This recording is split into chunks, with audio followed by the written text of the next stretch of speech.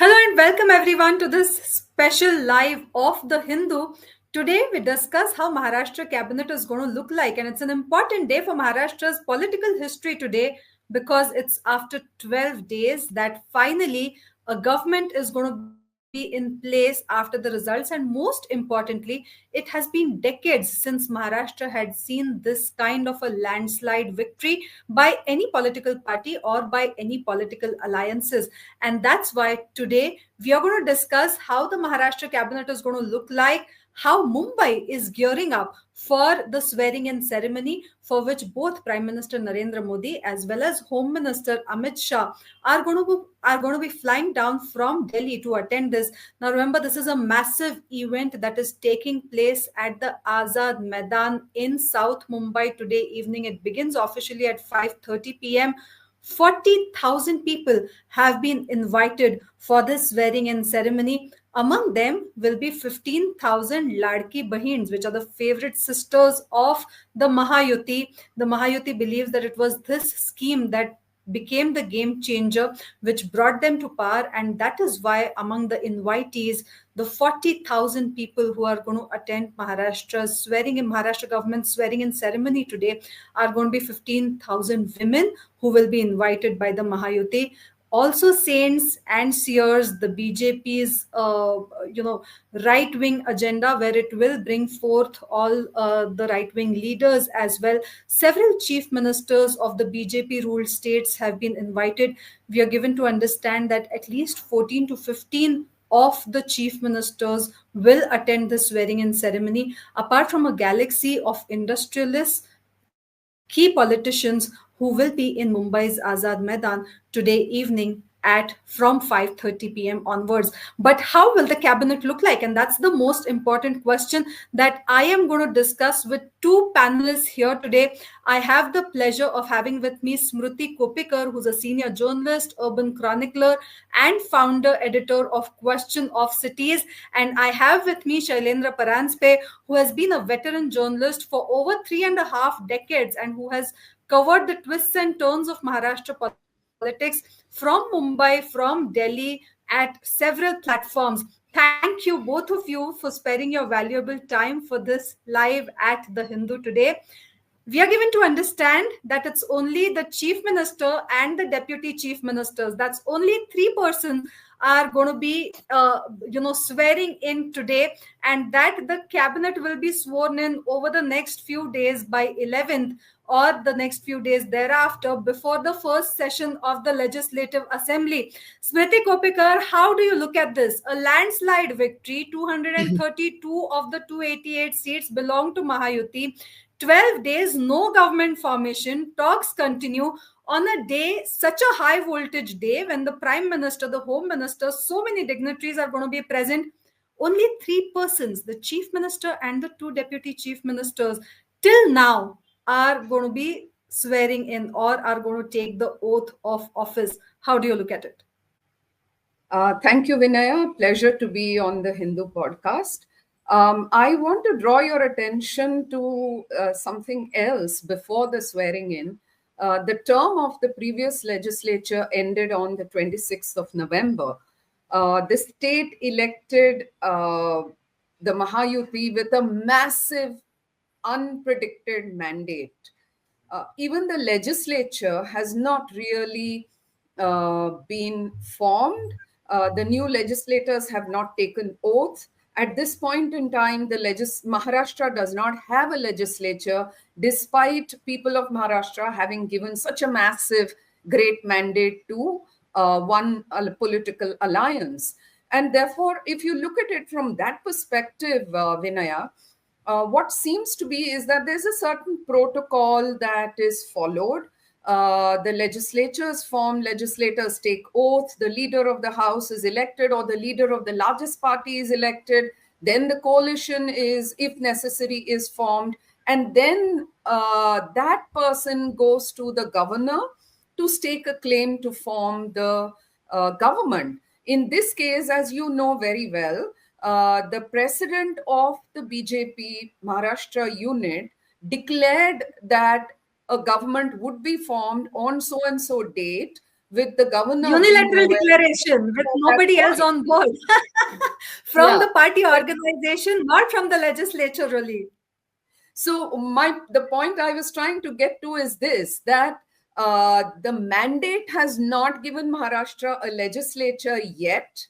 The As you pointed out, the formation of the government or the chief minister and his deputies has been delayed by a good 12, 13 days after this mandate, which was a very, very clear mandate if we accept that there has been no foul play with the EVMs. But what this tells me is that the fact that only Mr. Fadnavis will take oath of office today and two deputy chief ministers, and the swearing in of the cabinet is maybe another week, 10 days away, it tells me that all is not well in this alliance.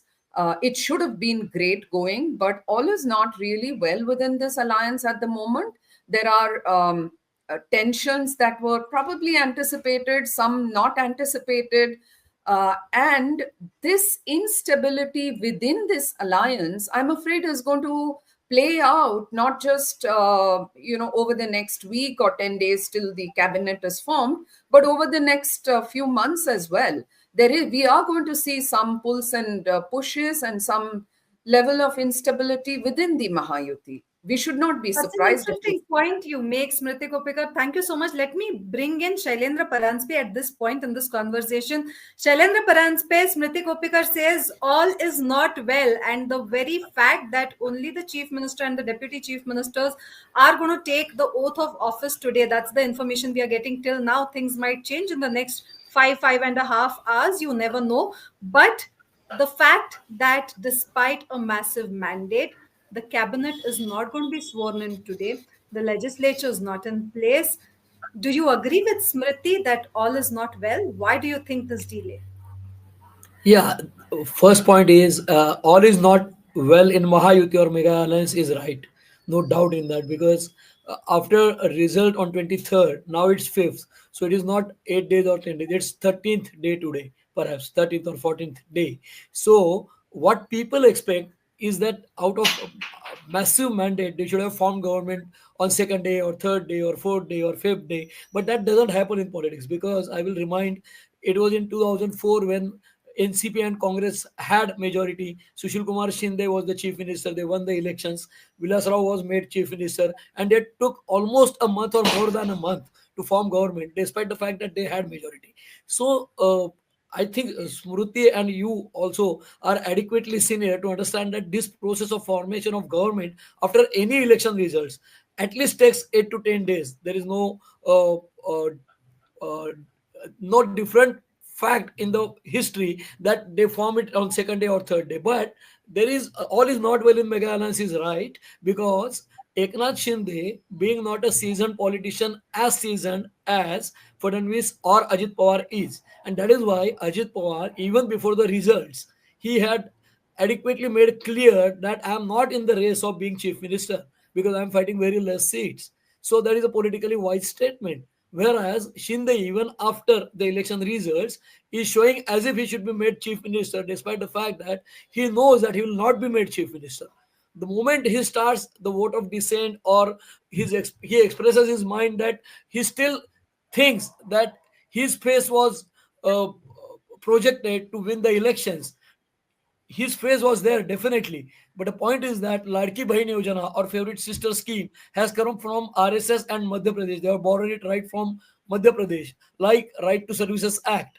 So the entire plan, the election massive mandate is because of Hindu Muslim, that is Katenge to Batenge, Ladli Bahana, and RSS going all the way out to save Maharashtra government because that would have created problem to Modi government at the center also if they would have lost Maharashtra.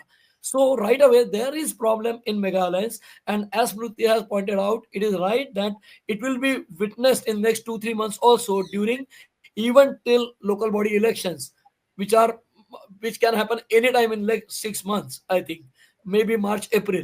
So that will be seen during. But I think Fadnavis and Ajit Pawar are seasoned politicians who will not allow those cracks to be witnessed in public, like washing dirty linen in public. But they will handle Eknath Shinde carefully, at least till local body elections. And after that, the correct curriculum or the right program will start, I think.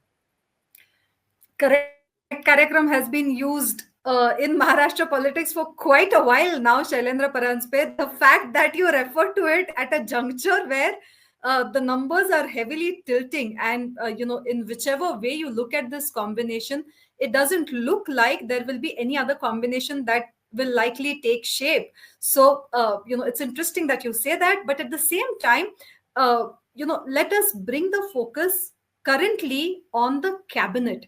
The fact that there will be no other cabinet minister who will be sworn in today, despite aspirations among the BJP leaders, among the Shiv Sena leaders, among the NCP leaders, that they should have been a part of such a big ceremony that is being held at an unprecedented level in Mumbai. What does that reflect to you? For whom Yes, it to is? you, For me or Shailendra. Shruti? Yes, Okay, yes, for you, okay. Shailendra Paranjpe. Right away, when they have massive mandate, like what we have witnessed during the seat sharing formula for going for the assembly polls. Now, Mega Alliance, as we know, BJP had 105, 106 MLAs. Ajit Pawar and Eknath Shinde together had to the tune of 100 MLAs, including independents or their alliance partners. So they had sitting 200 MLAs. So they wanted to distribute only 88 remaining seats. So, in the same way, now since they have massive mandate of more than 225 seats, there will be a problem of plenty. Like too many cooks spoil the food. They have problem of plenty. Now, in every district, there are five, six, seven aspirants to make a cabinet, a ministerial berth. Now, a theory is being told in the corridor of powers within BJP that now they want to shun away veterans or senior leaders. Same thing applies to Ajit Pawar's party, that they really don't want to maintain their veterans in the cabinet. So there are permutations and combinations. So when Prime Minister is coming, Rajnath Singh, the Nadda, and all those are coming from Delhi, and swearing in will happen. And the moment media and TV will start floating news and sending a massive message to the public through social media as well as television channels that all is not well, and there is a fight almost in every district over ministerial berths. So right away there is no problem whatsoever when these three are going to take oath. So the biggest achievement is that Eknath Shinde has been convinced to take oath. Plus, Ajit Pawar already is ready, and Fadnavis. If the three take oath, there will not be any problem. Now, right now, the situation is Ajit Pawar has already made it clear that I will tell you as to how many birds I want and what kind of portfolios I want only after Eknath Shinde discloses his cards. Now, Eknath Shinde's man, that Bharat Gogaole, has right away 1 hour back has given a bite to TV media that he has told that we will be having our ministers taking oath on 12th of this month. So when 12th December, Eknath Shinde ministers are going to take oath, Ajit Pawar's ministers will be taking oath only after Eknath Shinde's ministers take, or they make it clear that what kind of portfolios they want. Now, when Shinde and Fadnavis agree to the ministerial words and cabinet portfolios to Eknath Shinde's party, then only Ajit Pawar is going to disclose his cards. So, as it is, as usual, we know the practice in Maharashtra is that when constitutionally they can make 43 people as ministers, they will make sure that there are 3 4 seats vacant so that they can show carrot to the disgruntled elements from either side.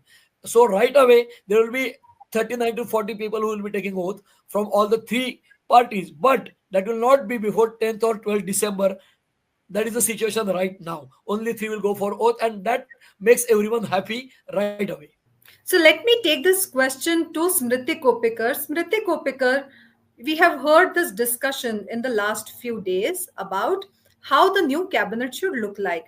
Like Shailendra Paranjpe was saying just a while ago, like there's a discussion that the newer faces, the younger leadership should be brought in, that is the leadership in the pipeline, and they should be given the opportunity to be the cabinet ministers so that they handle bigger responsibilities. And that is why one of the thoughts was to give veterans a break, to make them take a back seat, and to make sure that the fresh blood comes in government.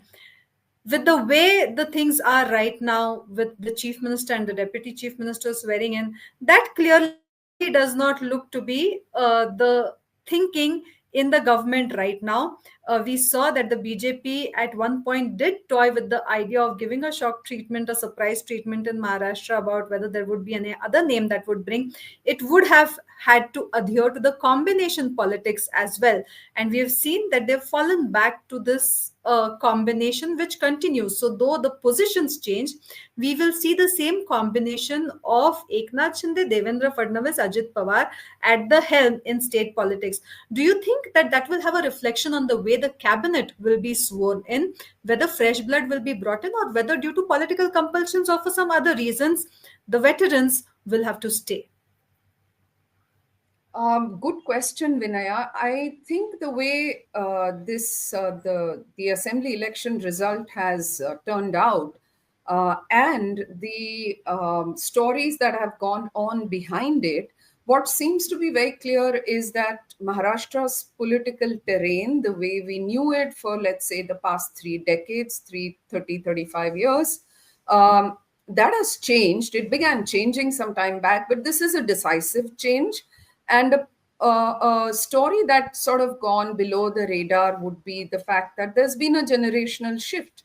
This election has seen a generational shift within parties and at the alliance level as well.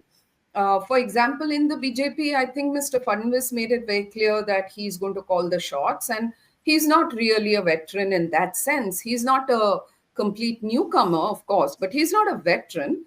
The older people had much less to do. He was calling the shots back in 2014. He was calling the shots in 2022 when he worked all the shenanigans out to split the Shiv Sena, and then last year to split the NCP. So I think there's been that generational shift in the BJP. In the NCP, for sure, Mr. Ajit Pawar has sent a very clear message that the party may have been set up 25, 26 years ago by his uncle, but he is clearly in command right now, and the handover of that baton has happened. Also in the Shiv Sena to a certain extent. So there is a generational shift. But the question here is, can the veterans or can the senior people in each of these parties be kept at home and a completely new look cabinet be formed with Mr. Fadnavis, Shinde and Ajit Pawar leading it? I don't think so at the moment, because while the parties would like to blood their young people, as the saying goes in cricket, they cannot completely afford to keep the veterans or the senior people at home, because there is going to be a clamor. There is the senior people in each party command a certain political space in their own constituencies in the state, and their leaders cannot ignore that. What seems to be happening is, in the generational shift, the baton seems to be passed on in many cases from the older person in that family, in that political family, to a younger person.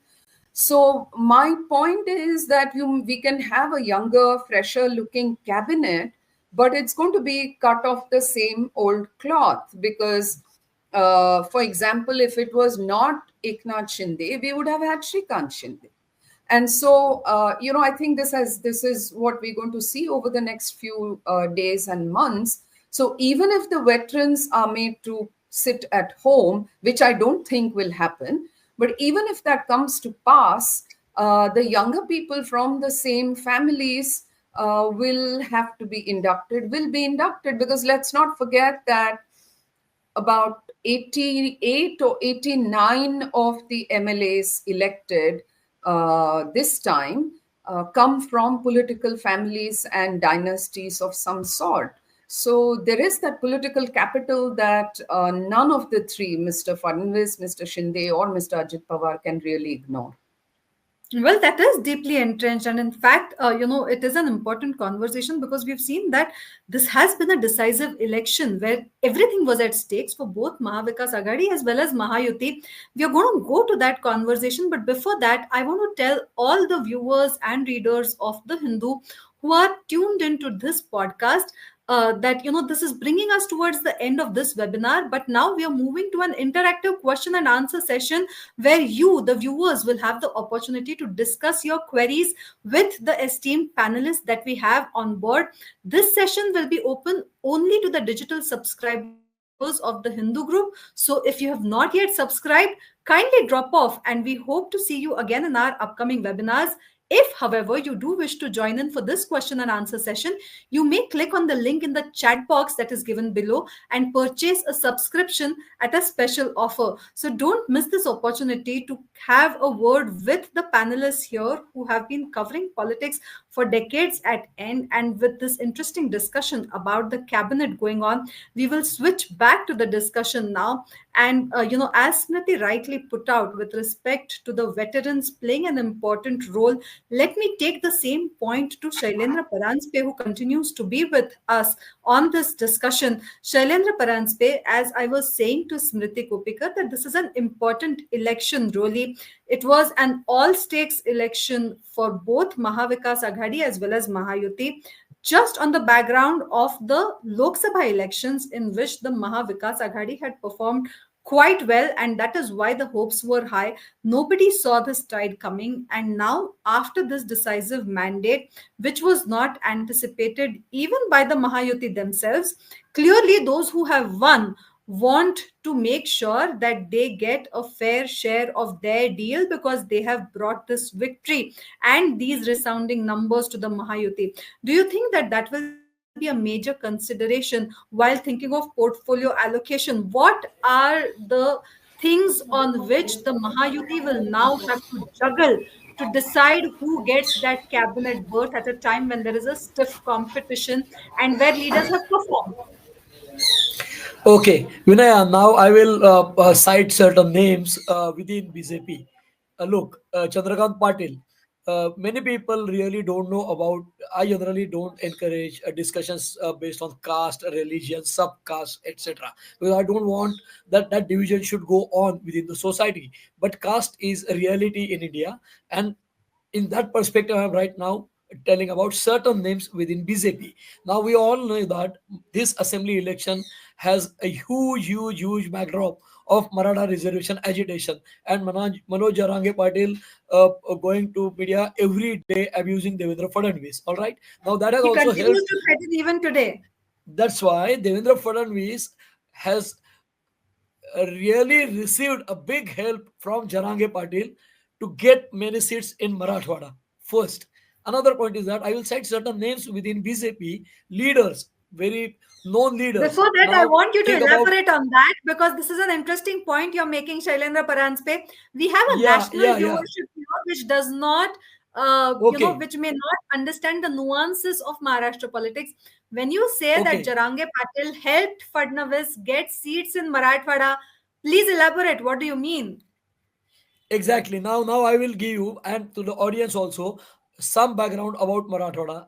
When Jarange Patil started his agitation way back, many years back, for Maratha reservation records and registrations only for Marathwada region, because during Nizam rule they were not registered as Kunbis and they were Maratha warriors. So he wanted to make changes and amend those registration and records to Maratha Kunbi so that they get reservation benefits for OBCs, like on the lines of OBCs.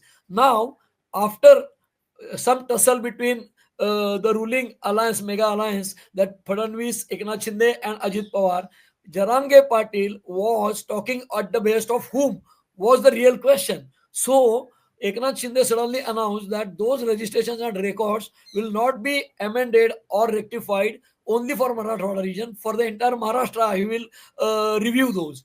So that created a big hue and cry within Maratha community. And like all of us who covered Maharashtra politics know that this Maratha Kunbi issue is not so predominant in Vidarbha region, because first agriculture minister of this country, Punjab Rao Deshmukh, had taken a padayatra or uh, uh, trip to entire Vidarbha region on foot, convincing all the Vidarbha farmers to register themselves as Kunbis. Kunbis are those Marathas who take to agriculture for survival. And Marathas were the warriors who fought for Shivaji Maharaj army. So Vidarbha, you don't have this Maratha reservation issue, nor that we have in Konkan belt. So it is predominantly there in Marathwada. So it was expected that Maha Vikas Aghadi, that is Congress, Uddhav Thackeray Sena and Sharad Pawar will have upper hand in Marathwada. The same thing applies to Vidarbha because their caste combination is in favor of Maha Vikas Aghadi, because SC/ST population is more than 30%, and it was late Bharat Ratna Dr. Baba Sahib Ambedkar who left Hindu religion and adopted Buddhism in Nagpur. Why in Nagpur? Because Vidarbha people always claim that Vidarbha was never a part of Maharashtra, even before 1960. It was part of central province. Now in Mumbai Ilaka or Mumbai province, we had Gujarat and adjoining areas, but not Vidarbha. Vidarbha was part of central province. So when Baba Sahib Ambedkar decided to live Hindu religion and adopt Buddhism, the Dharmantar or that was Diksha Bhumi was in Nagpur. Why? Because Mahar community was highly saturated in Vidarbha region in Nagpur and adjoining areas. So right now also Vidarbha favors Congress even after emergency to Indira Gandhi. The reason behind is that is demographic uh, reason. So in the same way, when Vidarbha was seen to be backing Congress for years, now BJP has clinched victory in Vidarbha. They have clinched victory in Marathwada. Now I will come to the point that how Jarange has helped Fadnavis. When Jarange was really abusing Fadnavis every day for almost 2 years, it was impossible for Fadnavis to even go for campaigning in Marathwada during Lok Sabha elections. Now, once constitution or Samvidhan issue is faded out during Lok Sabha elections, the same issue cannot apply for assembly. The same issue of Jarange cannot, because it was already used, the weapon was used. What happened is RSS made heavy efforts, massive efforts in Marathwada, because it was Fadnavis who founded Sarthi, the institution for giving benefits to Maratha youth. They have got number of statistics and Maratha beneficiaries, youth who have benefited for foreign scholarships, who have benefited to appear and succeed in UPSC exams, have become IS, have become IPS, have become PSI. So all those people now, RSS people have gone to Marathwada, all the 8 districts, and gone to Maratha families with the list of beneficiaries in all the 8 districts, and telling them that despite the fact that Jarange is abusing everyday Fadnavis, it was Fadnavis who had chipped in for welfare of Maratha community as a whole. And now they have given the list to all the Maratha people in Marathwada region, because 34 organizations of RSS, that is right wing organizations, have worked to the grassroots for last 6 months after Lok Sabha elections, so that the entire perception about BJP changed, that they are not anti-Maratha. All right. So the same thing has happened in Marathwada, and that was witnessed during the assembly results on 23rd.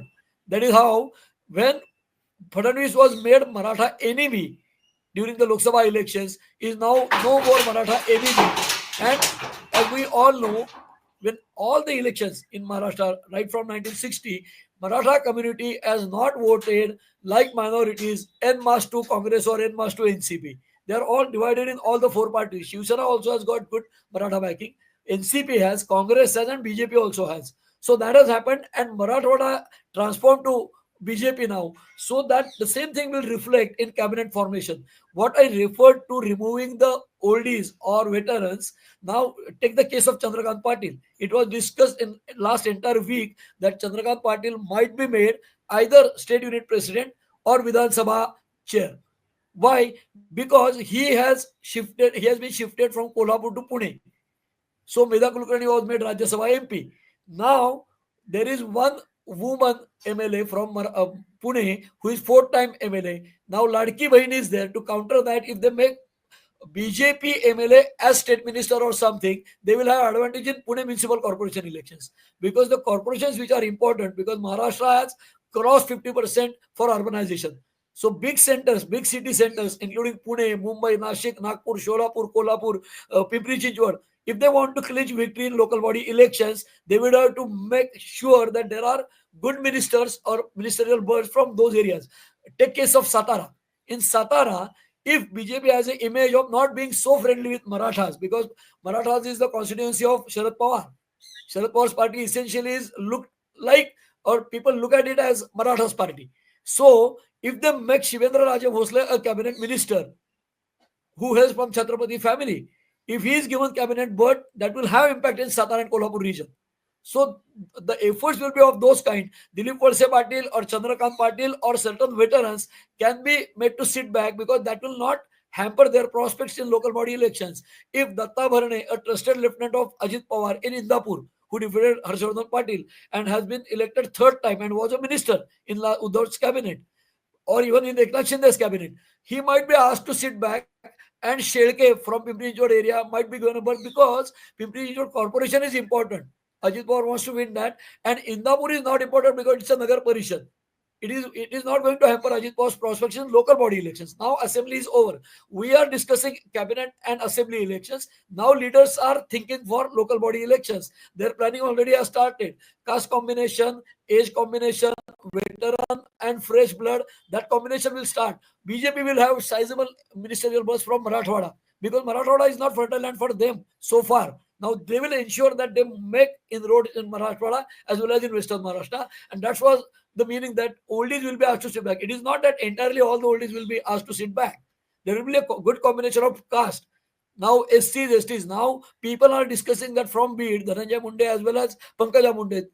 How can both be made ministers? But I am sure that both will be made ministers. Ajit Pawar will have a say for making Dhananjay Munde, and Fadnavis will ensure that Pankaja Munde is minister, because no other leader in BJP has strength to organize a big mela at Bhagwangarh. Only Pankaja can organize. Plus, Pankaja has got good relations and impact over caste in Ahmednagar politics also, where BJP is not that strong. So all those considerations will come into play when they approach local body elections. And I don't think Fadnavis or Ajit Pawar is thinking of cabinet bursts. They are now thinking of local body elections right up to Gram Panchayat level. And that exercise, brain level, has started at Fadnavis and Ajit Pawar. Eknath Shinde is indulging in cabinet bursts because his ministers, including him, are not politically as seasoned as Devendra Fadnavis or Ajit Pawar, despite the fact that Ajit Pawar has not been a chief minister yet. I am sure that even if Eknath Shinde has adequate experience of 2 years and 3 months of chief minister, Ajit Pawar is a better politician than Eknath Shinde, because he operates at cooperatives level, sugar factory, then dairy politics, and Western Maharashtra, which Eknath Shinde cannot.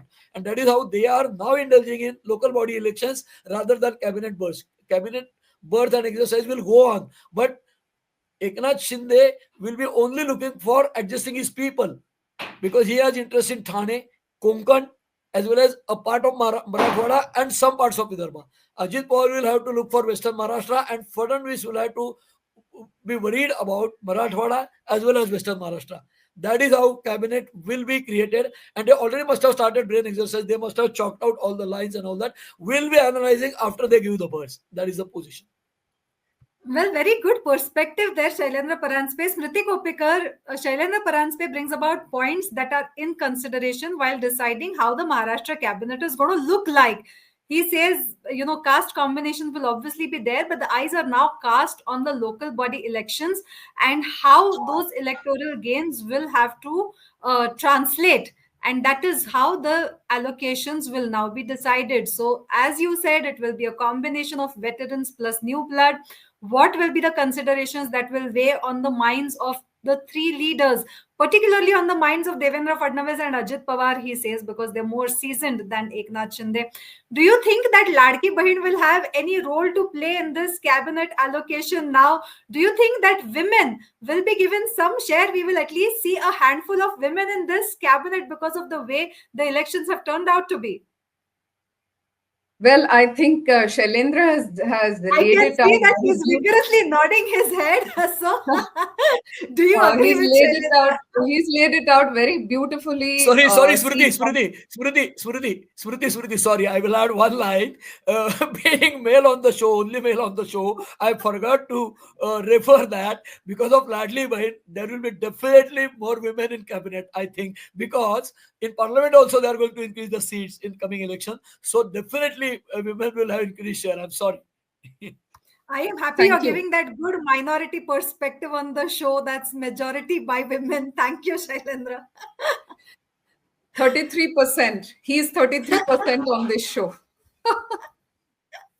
So no, I think he did a very good seat by seat and person by person analysis. So I'm not going to go there, but just to emphasize the point Shailendra was making, and which is important, is that the difference between the assembly results of 2019 and 2024 in the two of the three regions that made a massive difference to the BJP and its allies is in Marathwada. The BJP and its allies 5 years ago had got 61% of the seats. This time they've got 90% of the seats. In Paschim Maharashtra, in Western Maharashtra, in 2019, they had 38% of the seats in Western Maharashtra. This time, they have 78% of the seats in Western Maharashtra. So clearly, I mean, Khandesh also, they've made a huge impact and taken the jump has been very high. Vidarbha, of course, there's no need to emphasize that. So I can't see a situation where they will leave or decide to leave one of the two Mundes and make the people of Marathwada less happy. Am I audible? Am I on the Yes, line? you Yeah. are. Yeah. Yes. Yeah. Thank you. So I don't see that at all. In fact, the problem of plenty is, I think, going to nag this government and the chief minister a lot. But your question was about Ladki Bahin. And of course, it is going to have an impact. But I've been saying this on every show or every analysis since the 23rd. While the Ladki Bahin Yojana, and that was not the only Yojana, there were many others, the farm waivers, um, the scholarships to the young men and all of that. There were a number of welfare so-called populist schemes that were rolled out in the last 5-6 months. But Ladki Bahin has somehow caught the imagination of the national media and the international media, if I may say so, because I got a question about that from one of them. While without overstating, there's a danger of overstating the impact of the Ladki Bahin Yojana on everything that we see around us. While not taking away that as a factor that got the Mahayuti the seats that it did, will it impact government formation, cabinet, seat, women? I want to just pause here and bring to your notice and the notice of everyone who's watching this is that despite Ladki Bahin Yojana and despite the lacks of more women coming out to vote this time, ostensibly because of the Yojana, the number of women in the Maharashtra legislature is less than the last legislature and the one before that. So we have fewer women MLAs in 24 than we did 5 years ago. Will the government now have to take note? And what I'm looking at is there is this narrative that was created about the Ladki Bahin Yojana and its impact on the seats. Its impact is probably overstated because there were a number of other factors, but that narrative has stuck and it cannot now be ignored. So even if Ladki Bahin Yojana contributed, say, 20% or 25% to this massive mandate, the fact that that narrative has now become stuck in everybody's mind in the last 2 weeks, that this is what got Mahayuti the numbers, they will have to honor that narrative and keep that narrative going. So yes, there will be tokenisms like getting more women into the cabinet, like the ministers taking their mother's name. For example, yesterday we saw in the legislature party, from the BJP president to Pankaja Munde, everybody made it a point to call Fadnvis as Mr. Devendra Savitri Tai Gangadhar Rao Fadnvis. And this is something that I think Vinod Tavde and others had done 10 years ago. They insisted on taking their mothers' names as well. So we are going to see a lot of these tokenisms going forward. I have no doubt in my mind that that narrative will have to continue. They've built it up. They'll have to keep feeding that narrative. And the real impact or the consequences of that are something that need a deeper look.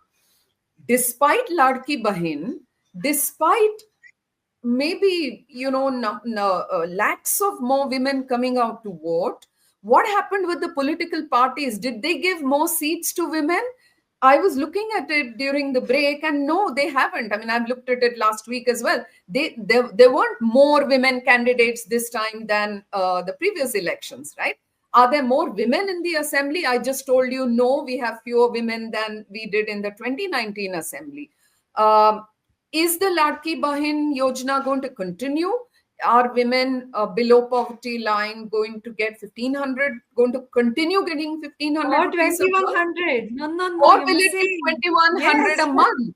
And then 2100 was promised by Mahayuti. They said it 2,100 will come was back to promised. that. Now imagine what happens to the narrative if, after all this major hoo-ha, the government says, hello, we can't give you 2,100. Please, pardon your dear brothers, and we will make sure that you get something later. How is it going to look? Right? So, and if they continue on this track, the what is going to happen to the debt, the state debt, which is already in the more the bigger than it has ever been, and it just keeps like ballooning. So while this scheme itself doesn't have a problem, and it has run not just in Madhya Pradesh but in various other states as well. I think some states started it off during the pandemic also. The issue now is, can you, to keep up the narrative of the Ladki Bahin, can you keep doling out 1,500? For how long will you do it? Will you raise it? Will you, the government, raise it to 2,100? For how long will you keep giving 2,100? At what point will you say enough and now we stop? At what point will you look at what it means to the exchequer?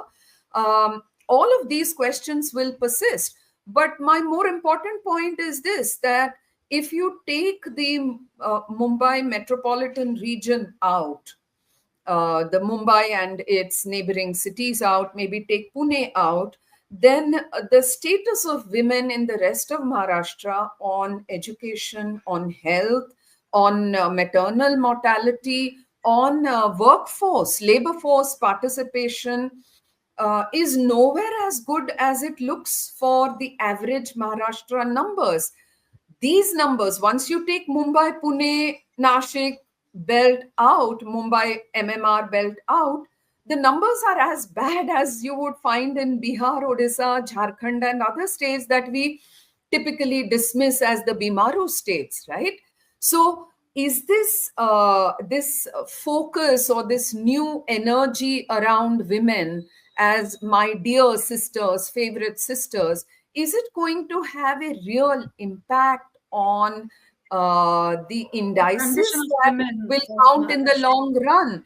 But having said that, to women, even I've been on the field and I've seen this, even when women have worked on Narega, jobs, often the money is collected by the man of the house. They do the work, but the man of the house collects the money. Whatever money the woman earns in the sugarcane where they go as a family, it's the man who gets the money for the entire family.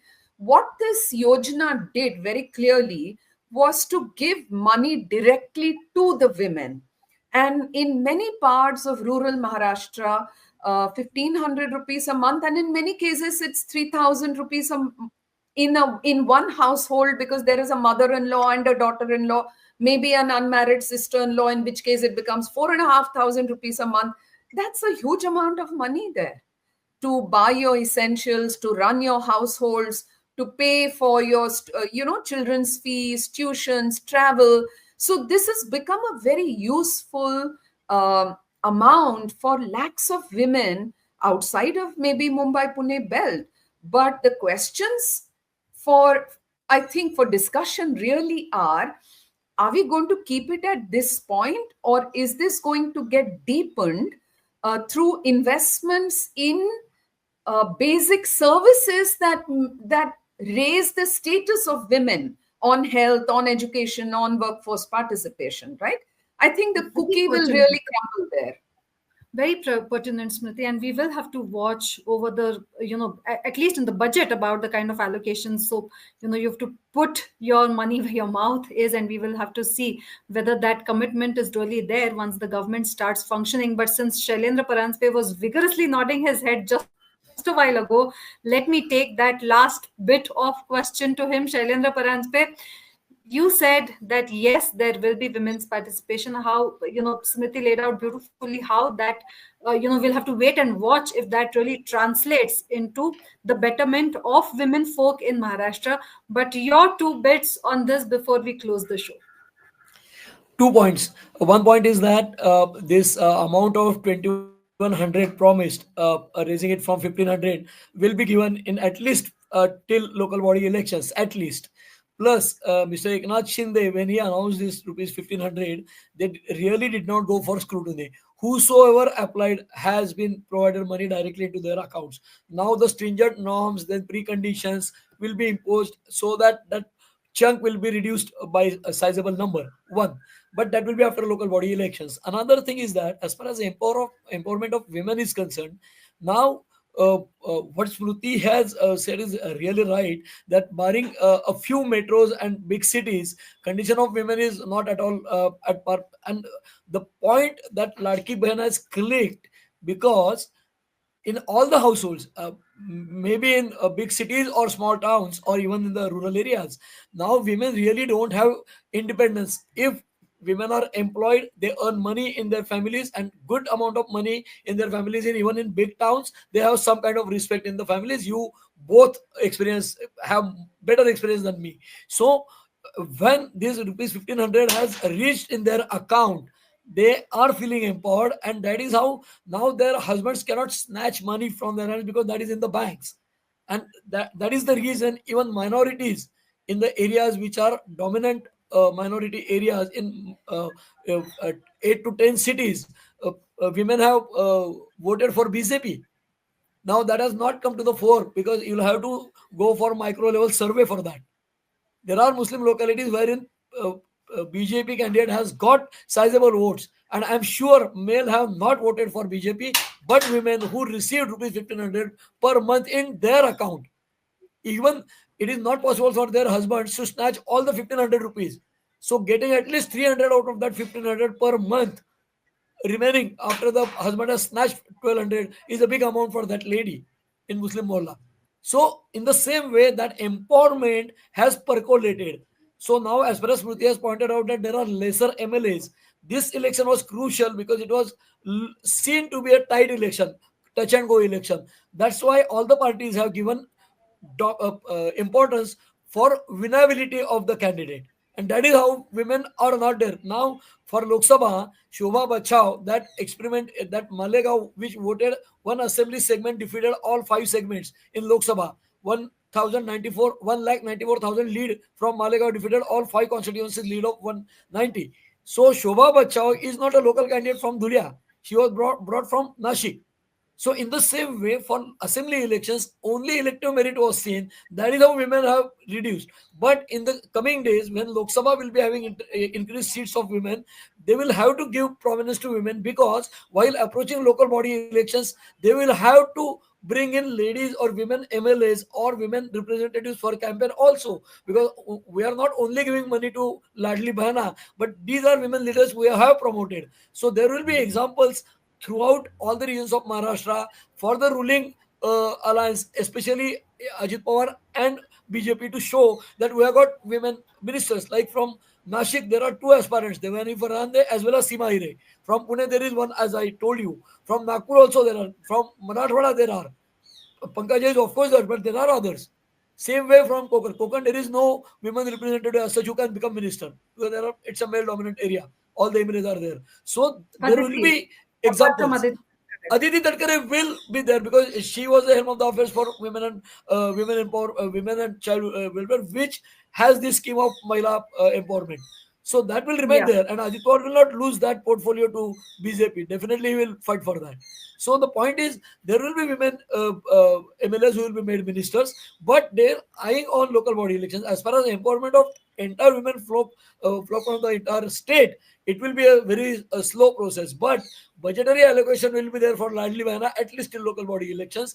It gives the burden of 64, 18,000, 18,000 crores additional. That is 46 plus 18, that is 64,000.